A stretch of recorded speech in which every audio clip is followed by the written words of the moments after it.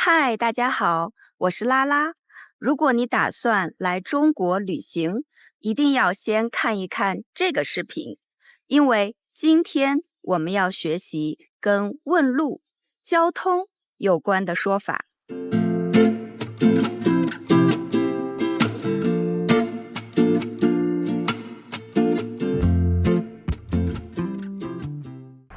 现在我要去一个公园，但是我不知道去这个公园怎么走，所以我要问一问路人。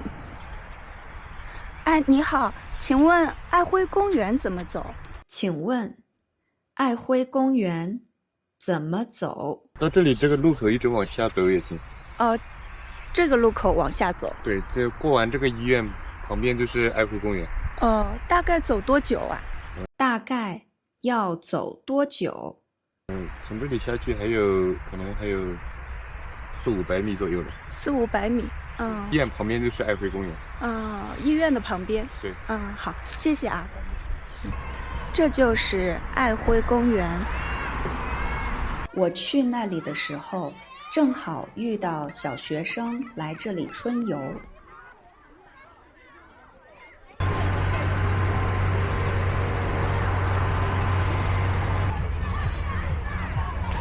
请问这个机器是做什么的呀？割草。割草的。是一个自动割草机，这样的。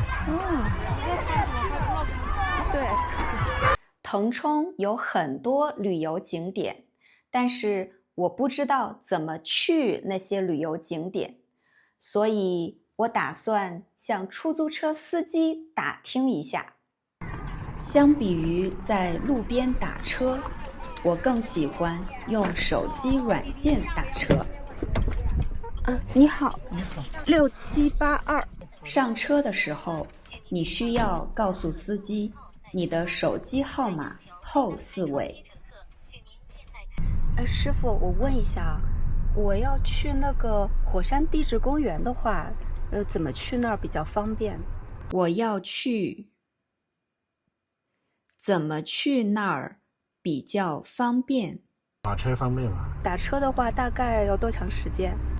打车到那里大概要多长时间？半个小时吧。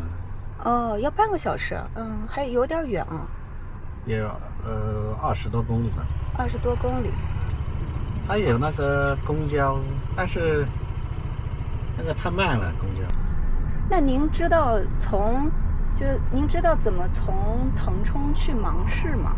怎么从腾冲去芒市？那你到客运站，坐那个客运车去就行了。就是长途汽车，对吧？我打车去的地方叫热海。那个地方为什么叫热海呢？到了那里你就知道了。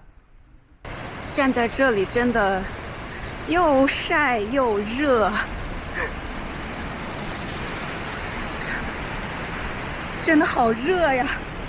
热海是一个火山温泉景区，这里的地下有大量的岩浆活动，所以水被加热到90多度，甚至可以煮鸡蛋。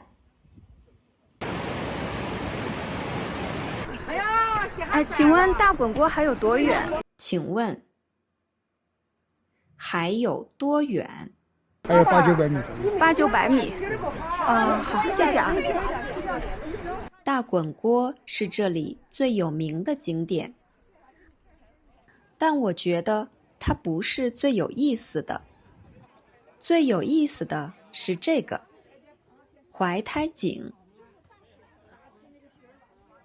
我不明白为什么很多男的要喝这里的水。在旅行的时候，你可能需要找卫生间，找取款机，那你可以说：你好，请问这附近有卫生间吗？请问这附近有卫生间吗？过去那个亭子看到吗？哦，那个亭子。啊，亭子嗯。右转。哦，走到亭子右转。啊，右转上去，左转就是了。啊，好的，好，谢谢啊。没有。在商场或者地铁站里，你常常看到卫生间或者洗手间的标识。在旅游景区或者户外，有时候你会看到厕所的标识。一直走，走到亭子这里，右转，然后一直走，就到了。无论你在哪里，卫生间、洗手间、厕所这3个词你都可以用。在中国，你可能需要用手机做很多事情。如果你的手机没电了，但是你没有充电宝和充电器，怎么办呢？你可以租借一个共享充电宝，但是租借共享充电宝这个说法太长了。在生活中，你可以说，您知道附近哪里能借充电宝吗？附近哪里能借充电宝？我也不知道。啊，好，谢谢啊。我也是刚来的。好，谢谢。好。一般来说，商业区和旅游景区很容易找到充电宝。但是拍这个视频的时候，我在一个很小的小镇上，这里不是商业区，也不是旅游景区。你好，请问附近有租充电宝的地方吗？没有啊。没有。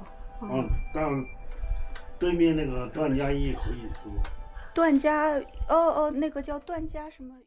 不过，只要看到很多商店，一般就能找到充电宝。在腾冲，当地人常常去菜市场买菜，而不是去超市。我去那个小镇是为了买一些菜，结果……请问那个小菜街怎么走？就这里啊，就早市，一个早市。这里是早上才有是吧？早上才有的，7点到12点，每天早上都有。早上的，现在已经收起来了。已经收起来了。对，谢谢。这里早上很热闹，不用客气。好。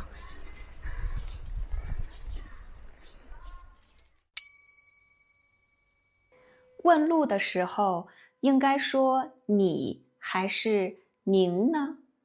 如果你是一个非常重视礼貌的人，你可以说您。不过，如果你已经跟这个人认识了，不用总是说您，会让人有距离感。一般来说，北方人常常说哪儿，南方人常说哪里。但是，无论你在北方还是南方，你可以说哪儿，也可以说哪里。好啦，这就是今天的内容，希望对你有帮助。谢谢你的观看，我们下次再见，拜拜。